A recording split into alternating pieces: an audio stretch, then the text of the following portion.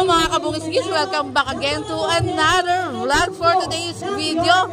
Bilis Kilos Caravan tayo, of course.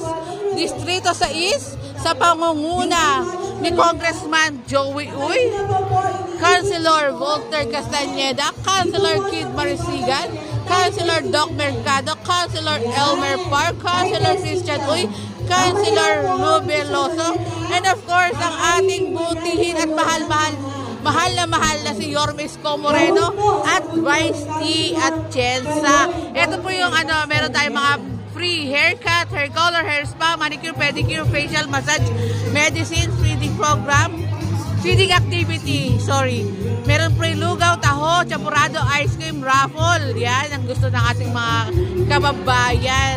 Dito po tayo sa Banana Pandakan, Barangay 843. Grabe, dumog po etong Bilis Kilos Caravan.